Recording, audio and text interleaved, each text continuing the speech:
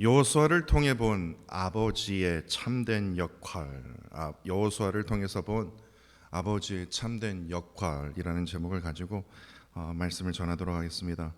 저번 주일이었습니다. 주일 예배를 끝나고 어느 성도님과 스타벅스 커피집으로 갔습니다. 그래서 이제 대화를 나누고 있는데 그때 저희가 이제 밖에서 이제 마시고 있었는데 어느 중년 남성이요 귀여운 강아지를 끌고 저희 앞을 이렇게 지나가는 겁니다. 그랬더니 그 성도님이 이렇게 말을 합니다. 미국 분들은 참으로 여유가 있어서 보기 좋네요. 근데 제가 그 말을 듣자마자 저도 모르게요 이렇게 말을 했습니다. 여유가 있어서가 아니라 여유를 만들고 있는 거예요. 제가 그 말을 했어요. 근데 이번 주 내내 제가 했던 말이 생각이 나는 겁니다. 왜냐? 그렇게 말을 하면서도 저는 여유를 만들지 않고 있거든요. 끝까지요. 여유는 주어지는 것이야. 왜 나에게 이 여유가 주어지지 않지? 왜 이렇게 바쁜 거야? 왜 이렇게 할 일이 많은 거야? 남들은 다 놀러 간다는데, 한국 간다는데 왜 나는 한국 가지도 못하고 놀러 가지도 못하고 만들어 가야 되는데 만들지도 못하면서 만들어 가는 겁니다 라고 하면서 이렇게 잘난 척하는 저 자신이 참으로 부끄럽더라고요.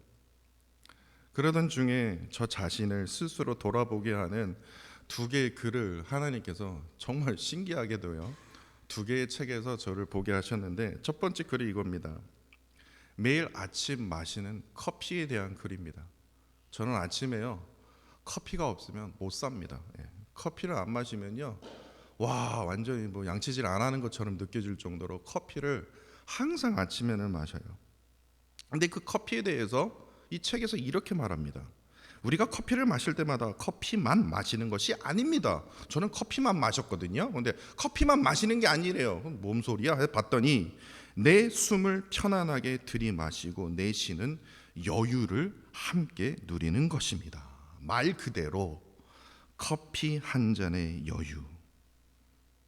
삶은 정답의 문제가 아니라 선택의 문제입니다. 이런 글이었습니다. 그러니까 결국에 내 안에 여유를 찾을 수 없다는 것이 문제가 아니라 그 여유를요 내 안에 선택하지 않는 게 문제라더라고요. 그러니까 여유가 주어지는 것이 아니라 만들어내는 것임을 분명히 저는 알고 있음에도 불구하고도 무조건 아침이면 커피를 찾아서 그 커피로 몸을 열심히 깨우고만 있는 저 자신의 그 모습을 깨달으면서 여유를 만들어가는 그 노력이 필요하구나라는 그런 짧은 깨달음이 있었습니다. 그런데요 여기서 한 걸음 더 나아가는 방법을 하나님께서 또 깨닫게 해주셨는데, 그것이 무엇이냐면요 바로 감정을 능동적으로 다스리라는 겁니다. 다시 말해서 이게 무슨 말이냐면요 행동이 감정에 선행되어야 한다는 점을 잊지 말라는 거예요.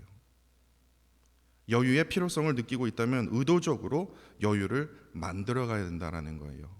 두 번째 글이 이런 내용의 글이었습니다.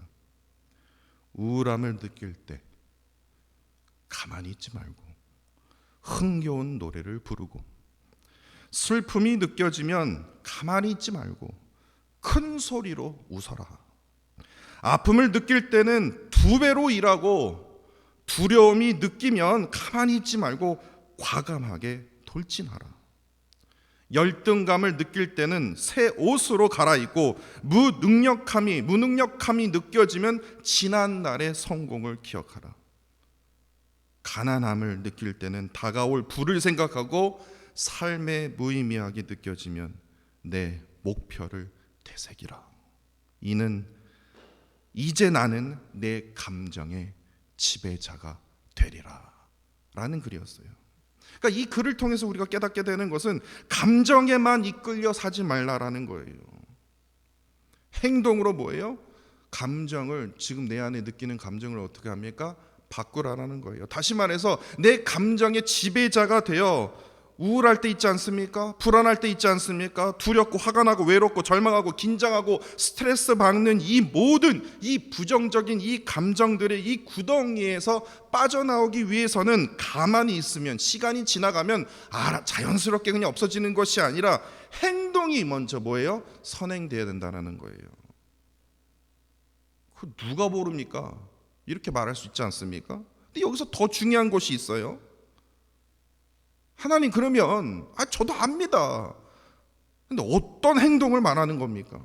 지금 내 안에 느끼는 이 감정, 불안한 감정, 이 불평불만한 이 감정, 이럴 때 어떤 행동을 해야 됩니까? 빌립보서 4장 6절로 7절 말씀을 하나님께서 저에게 주셨습니다. 여러분도 잘 아시는 말씀이에요. 아무것도 염려하지 말고,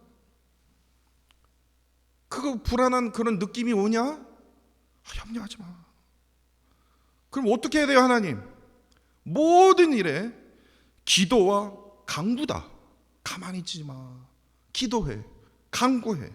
다윗처럼 부르짖어. 너희 구할 것을 어떻게 기도하며 간구하냐? 구할 것을 어떻게 해요? 감사함으로 하나님께 아뢰라. 그러니까 기도와 간구와 감사의 그 행위로 내 속에 있는 이 부정적인 이런 모든 뭡니까? 감정들을 바꾸라는 거예요. 그렇게 하면 어떻게 합니까? 모든 지각에서 뛰어난 하나님의 평강이, 다시 말해서 저는 그것을 영적 여유라고 저는 불렀습니다. 내 안에 하나님의 평강, 영적 여유가 나에게 있는 거예요. 그 영적 여유가, 하나님의 평강이 그리스도 예수 안에서 너의 마음과 생각을 어떻게 합니까? 변화시키시리라, 지키시리라.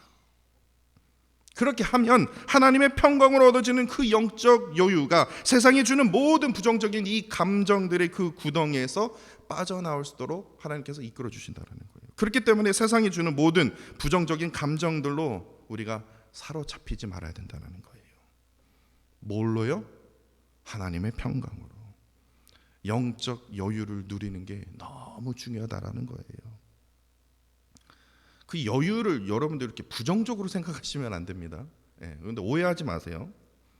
이런 의미에서 오늘 본문을 보시면요, 이게 참으로 심각하게 돌아가는 상황입니다. 이거는 한 번에 여호수아와 이스라엘 백성들이 무너질 수 있는 상황이에요. 그런데 그럼에도 불구하고도요, 저는 그 말씀 속에서 그 여호수아의 그 긴급하게 돌아가는 그 상황 속에서 여호수아를 통해서 무엇을 느꼈냐? 바로 영적 여유를 느낄 수 있었다라는 겁니다. 여호수아서 6장 우리가 살펴보지 않았습니까? 여리고성 정복이 있었습니다. 8장에 아이성 정복이 있었습니다. 그 여리고성과 그 아이성은요, 가나안 땅의 중부 지역이었어요. 10장에서는요, 저번 시간에 우리가 살펴보지 않았습니까? 예루살렘의 왕 아도니 세덱이 이끈 연합군 정복이 있지 않았습니까? 그 정복이 어디에 있었냐? 가나안 땅의 남부 지역입니다. 중부, 남부, 그러면 남은 게 어디입니까? 이제 북부만 남은 거예요. 근데 그 북부 지역에 여호수아가요, 그리고 이스라엘 백성들이 결국에 큰 승리를 얻게 되지만, 이전과 전쟁의 그 임하는 방법이요, 이전과 6장과 8장과 10장에서 기록된 이전에 있었던 이 전쟁의 그 방법과 전혀 다르다라는 것을 오늘 본문 말씀을 읽으면서 우리가 깨닫게 되지 않습니까? 여리고성은 어떻게 무너졌습니까? 진짜 그야말로 나팔 소리요, 외침으로 무너졌어요. 아이성은요, 하나님께서 복병, 매복, 유인으로 하나님께서 그렇게 이끌어 주셨기에, 아도니 세덱이 이끈 연합군은요, 하나님께서 내리신 큰 우박덩이와 태양과 달이 멈춤으로써 어떻게 합니까? 정복하게 됐어요. 그런데 이 모든 전투에서는 공통점이 있어요. 뭡니까? 여호수아가 모든 걸 다 계획했습니까? 여호수아는 그냥 다른 것밖에 없거든요. 다시 말해서 여호수아의 힘보다는 이스라엘 백성들의 능력보다는 뭐예요? 하나님께서 이렇게 짜주셨어요. 짜주신 거에 대해서 그냥 행한 것밖에 없어요. 다시 말해서 하나님의 개입하심, 하나님의 역사가 더 강했습니다. 그러나 오늘 본문을 한번 보세요. 하나님의 개입하심보다는, 하나님의 역사하심보다는, 물론 하나님의 역사하심도 있었지만 본문을 자세히 보시면요, 여호수아와 이스라엘 백성들의 활약이 하나님의 개입하심보다 더 두드려져요. 그렇다면 북부 지역에서 벌어진 이 전쟁이 너무나도 간단한 전쟁이기 때문에 하나님이 그냥 뒤에서 그냥 보고만 계신 것일까요? 아닙니다. 오늘 본문 1절과 2절 그리고 3절에 보시면요, 그냥 보통 정쟁이 아닙니다. 이제 마지막 북부 지역만 남은 거예요. 여기만 점령되면 끝나는 거예요. 거의 절반 이상이 그냥 끝나버리는 거예요. 그렇기 때문에 많은 가나안 지역의 왕들이요, 기록이 되어 있지 않습니까? 1절과 2절과 3절에. 그런데 그 기록들이요, 4절에 정리가 이렇게 되어 있어요. 군사의 수가 뭐와 같다고요?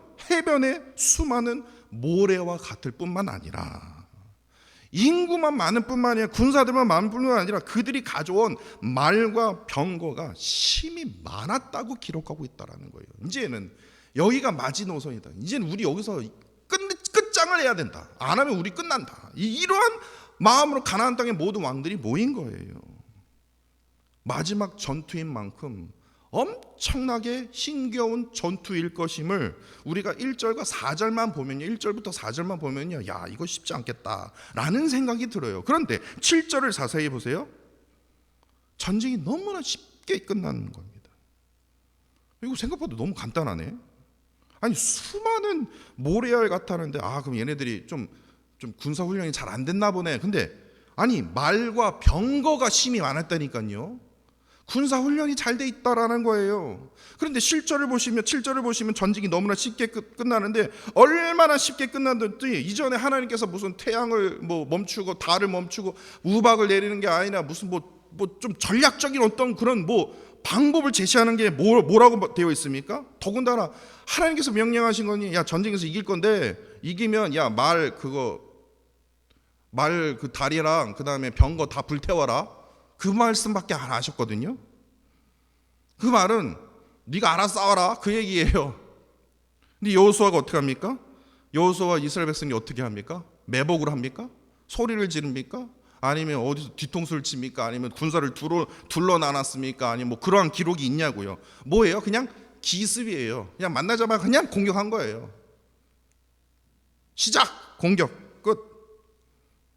기습 한 번으로요. 더군다나 기습을 여기서 하고 4번을 했더라라는 말씀도 없고, 기습 한 번으로 정말 놀랍게도 해변의 수많은 모래와 같은 군대가 무너졌고, 이를 통해서 여호수아는 뭐예요? 말들의 그 뒷발에 힘줄을 끊었고, 그리고 병거들 있네, 그냥 불태웠다. 너무나 이게 뭐냐 할 정도로요.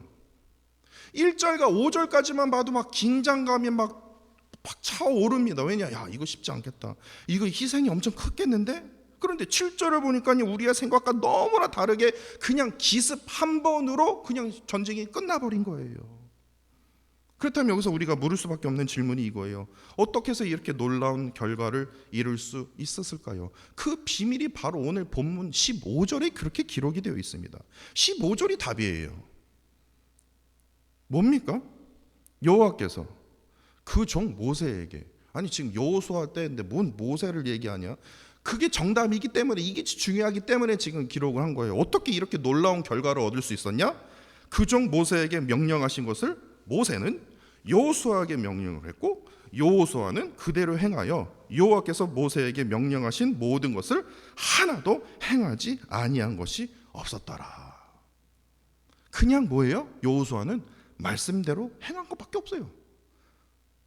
전략 그거 필요 없어요. 해변에 모래알 같은 거 필요 없어요. 그냥 공격하라니까 공격한 거예요. 왜냐? 하나님께서 허락해 주신다고 했거든요. 그렇다면 하나님께서 모세에게 뭐를 허락하셨지? 그래서 찾아봤습니다. 민수기 33장 50절에서 53절을 보시면요, 하나님께서요, 오늘 본문에 1절과 2절, 3절에 나왔던 이 왕들의 그 지역의 이름이 나와요. 하나님께서 모세에게 가나안 땅, 이 왕들 너희들이 반드시 점령해야 된다. 그런데 뿐만 아니라 모세가 늙어서요, 마지막 이스라엘 백성들에게 이제 여호수아 2세대 만나 세대 백성들에게 말할 때 신명기 7장 1절과 2절, 그리고 20장 16절과 17절에 보니까요, 시간상 제가 그냥 넘어가겠습니다. 한번 찾아보세요. 모세가요, 여호수아에게 하나님께서 나에게 이렇게 명령하셨다. 이 땅, 이 왕들의 이름 꼭 기억해라. 근데 그 왕들이 지금 모인 거예요. 야, 여호수아가 보면서 이게 그 전에 모세가 말했던 왕들이 한꺼번에 다 모였네. 야, 모래 수어처럼 엄청 많네. 근데 거기서 덜덜덜덜 떤 게 아니라 하나님께서 이것을 지금 나에게 보여주시는 거구나. 싸우면 그냥 이기겠네. 다른 사람들은 야 이거 어떻게 전쟁을 벌이냐, 이거 게임 끝난 거 아니야? 라고 생각하겠지만 여호수아는요, 이스라엘 백성들은 그 전부터 모세로부터 수없이 들어왔기 때문에 이 왕들이 이제 마지막 다 모였네. 야 실제로 말씀이 이루어지네. 이제 우리는 싸우기만 하면 되네. 이처럼 여호수아는요 그 명령을 그냥 온전히 받아들인 것뿐밖에 없어요. 받아들이면 그냥 싸운 것밖에 없습니다. 그 가나안 땅 마지막 정복의 임무를 그대로 수행해 있기 때문에 결국에 승리를 이루게 되었다라는 겁니다. 이후에 여호수아서 12장을 보시면요, 모세 때 정복한 그 요당 동편의 왕들 딱 2명이 기록이 되어 있는데요, 특히 여호수아가 이끈 이스라엘 백성들이 정복한 31명의 가나안 왕들의 이름이 정확하게 여호수아서 12장에 정확하게 기록이 되어 있다라는 겁니다. 뻥이 아니에요. 모세는 겨우 2명만 했고요, 여호수아는 31명이 했으니까요. 야 여호수아 대단하지 않냐? 야 여호수아 용기가 대단하지 않냐? 아니요. 1장부터 오늘 본문까지 읽어보시면 돼요. 여호수아는요 그리 용기 있는 위대한 인물이 아니었다라는 겁니다. 31명이나 물리쳤잖아요. 아니 1장부터 11장까지만 읽어보세요. 여호수아서 1장부터요 11장에 이르기까지 하나님께서 여호수아에게 여러 번 반복하신 말씀이 있습니다. 뭡니까? 두려워하지 말라. 강하고 담대하라. 얼마나 떨고 있었으면 여유가 없는 거예요. 하나님 왼쪽을 봐도 오른쪽을 봐도 뒤를 봐도 앞을 봐도 그냥 온통 적이네요. 이거 어떻게 합니까? 여유를 느낄 수가 없는 거예요. 그런데 그러면 그럴수록 뭐예요? 하나님께서는 여호수아에게 두려워하지 말라. 강하고 담대하라. 얼마나 두려워했으면 하나님께서 직접 여호수아에게 나타나셔서 두려워하지 말라 라고 하셨겠냐고요. 여호수아는요 구약 성경의 인물들 중에 누구보다도 더 많은 그 두려움에 떨었던 자라고 우리는 할 수 있다라는 겁니다. 상식적으로 여러분들 한번 생각을 해보세요. 리더가요 두려움에 가득한 자면요, 이러한 두려움에 가득한 자는요 여유가 없어요. 매일매일 걱정하거든요. 그냥 자나 일어서나 계속 걱정만 하기 때문에, 두려움에 떨기 때문에 여유를 찾을 수가 없어요. 가만히 앉아 있어도 뭐예요? 두려움에 떨고 있는 거예요. 이 두려움이 그만큼 고약한 겁니다. 사람의 그 마음과 정신을 사로잡아서요 항상 긴장하게 만들고 불안하게 만들기 때문에 여유뿐만 아니라 내 안에 있는 그 남은 그 평안마저도 뭐예요? 뺏어가 버리는 게 바로 이 두려움입니다. 그러한 두려움이 가득한 그 여호수아가요 하나님의 평강으로, 다시 말해서 영적 여유로 하여금 그가 경험할 수 있었던 이유는 무엇입니까? 모세로부터 들었던 말씀이요. 수없이 우리에게 반복해서 들었던 말씀, 그 말씀이 실제로 내 눈앞에 벌어진 거예요. 와, 그 왕들이 지금 모세가 말했던 점령의 왕들이 다 모였네. 그러면 이제 나머지 한 가지밖에 없구나. 그냥 담대히 싸우기만 하면 되는구나. 그 말씀에 온전히 의지하면서 기습 공격만 하면 끝나는구나. 그래서 여호수아는 뭐를 합니까? 말씀에 생명을 건 겁니다. 우리가 찬양 불렀죠? 말씀에 뭐예요? 운명을 건 거예요. 다른 사람들은 야, 저 미친 짓이야. 지금 해변에 모래알처럼 많은데 지금 도망가야지. 아니면 뭐라도 전략을 세워야지. 뭘 저게 무슨 뭐 계란에 달걀이 계란 달걀이 바위치듯이 맞습니까?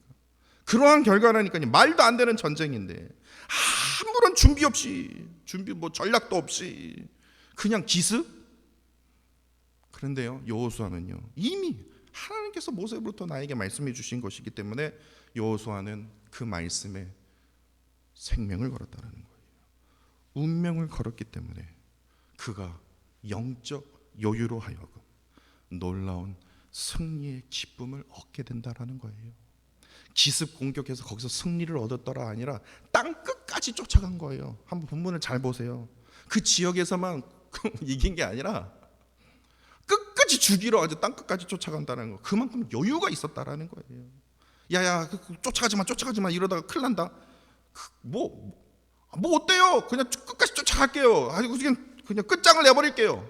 그런 여유가 있었다라는 거예요. 오늘 주일은요, Father's Day입니다.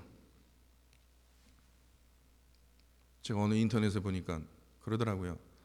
Mother's Day보다 인기가 없는 아버지의 날.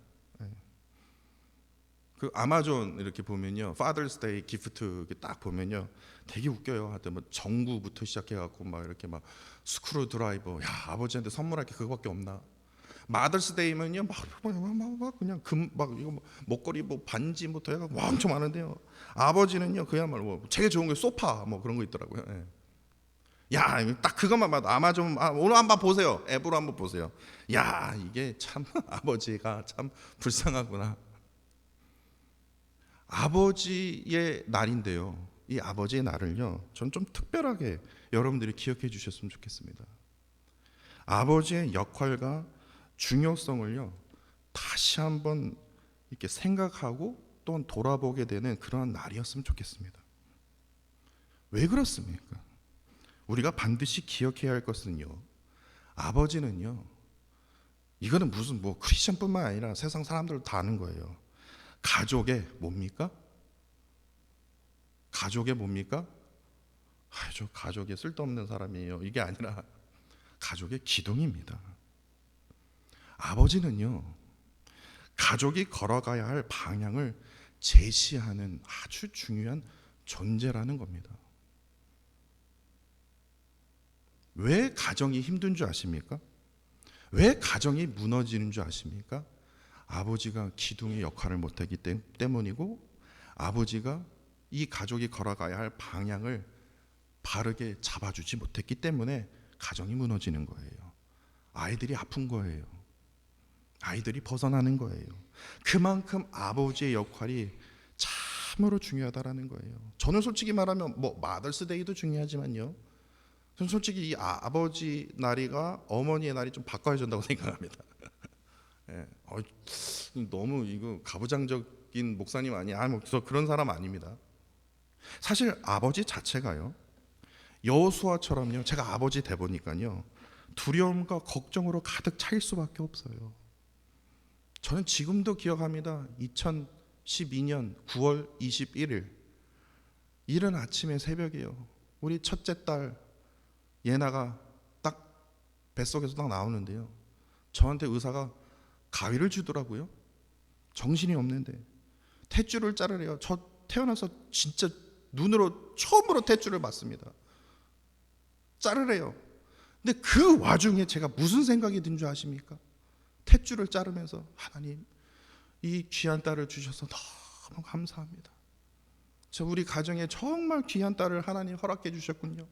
너무나도 기쁩니다. 그래야 정상 아닙니까? 그래야 목사 아닙니까? 근데 저가 목사임에도 불구하고 저는 무슨 생각이 든 줄 아십니까? 돈 많이 벌어야 되겠다. 하나님 어쩌죠?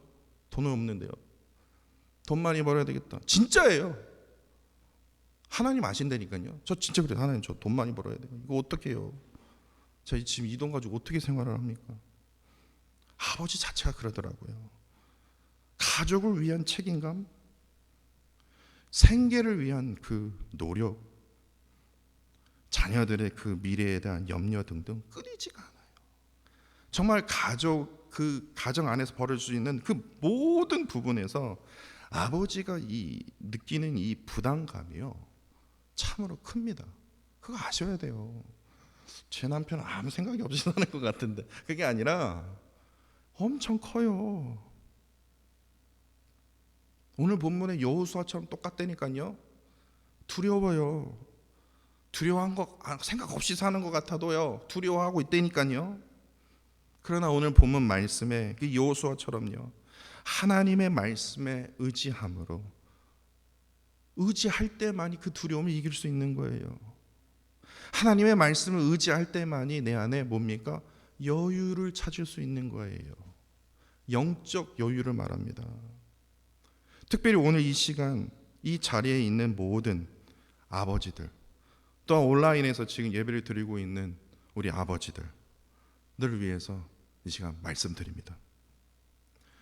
여러분들은요, 가족의 영적 리더자가 되어야 됩니다. 이게 중요해요. 여기서부터 시작이 돼야 돼요. 그리고 보호자가 되십시오. 그리고 맨날 야단치는 자, 너 밥 먹었냐? 너 공부했냐? 밥 줘, 불 꺼. 그게 아니라 지지자가 되어야 됩니다. 이게 중요해요. 여러분들이 흔들리면 절대로 안 돼요. 아버지가 흔들리면요, 이건 절대로 되지 않아요. 아버지의 믿음이요, 가족에게요 아주 큰 힘이 되기 때문에 그렇습니다. 그렇기 때문에 이 아버지가 흔들리지 않으려면 어떻게 해야 되냐? 여호수아처럼 하나님의 말씀에 뭐를 걸어야 된다고요? 생명 걸어야 됩니다. 운명을 걸어야 됩니다. 그래야만이 영적인 여유를 느낄 수가 있어요. 돈을 벌어도요, 여유가 없어요. 높이 직책이 올라가도 여유가 없어요. 어떻게 하면 내 자리를 끌어내릴까라는 사람들이 너무나 많기 때문에 자녀들은 좋은 대학을 가도요, 집에 있는 아버지 나 자신이냐 계속 불안한 거예요. 결혼해갖고 지금 신혼여행 가고 있는데도 아버지는요 불안해요. 이들 잘 먹고 있나, 잘 살고 있나. 하나님의 말씀 앞에 생명을 걸어야 됩니다. 운명을 걸어야 됩니다. 그래야만이 내 안에 하나님 나에게 약속하신 이 말씀이 이루어지기를 원합니다. 그 약속하신 말씀이 우리 가정 안에 이루어지기를 원합니다. 이럴 때만이 뭐예요? 영적 여유를 가질 수 있다라는 겁니다. 이를 통해서 어떻게 됩니까? 오늘 본문에 여호수아처럼 놀라운 그 승리, 그 기쁨의 그 은혜를 우리가 누릴 수 있다라는 겁니다. 마지막으로 다시 한번 제가 말씀드리도록 하겠습니다. 빌립보서 4장 6절로 7절 말씀입니다. 이 말씀을 여러분들 꼭 기억하시길 부탁드립니다. 하나님께서 우리에게 말씀해 주신 거예요. 아무것도 염려하지 말라. 지금 너희가 느끼는 이 모든 부정적인 감정들, 이런 생각들, 그러한 판단들 염려하지 말고 그 시간에 기도와 간구로 어떻게 해요? 감사함으로 하나님께 아뢰라. 그리하면 모든 지각에 뛰어난 하나님의 그 평강이 영적인 여유로 하여금 어떻게 해요? 예수 그리스도 안에서 너희의 마음과 생각을 하나님께서 보이시리라, 역사하시리라, 나를 지키시리라, 이겁니다. 이 말씀을 마음에 새기시며 하나님의 평강으로 영적 여유를 누리시기를 간절히 원합니다. 또한 여기 계시는 아버지뿐만 아니라 모든 성도 여러분들에게도 동일합니다. 하나님의 말씀에 생명을 거십시오. 하나님의 말씀에 운명을 거십시오. 그럴 때만이 내 안에 있는 이 모든 두려움이 떠나가고 염려도 떠나가고, 이를 통해서 영적 여유로 하여금 하나님의 놀라운 그 기적의 그 은혜를 나타내 보여주실 것입니다. 이러한 구원의 그 기쁨을 누리시는 저와 사랑하는 성도 여러분들이 되시기를 간절히 원합니다.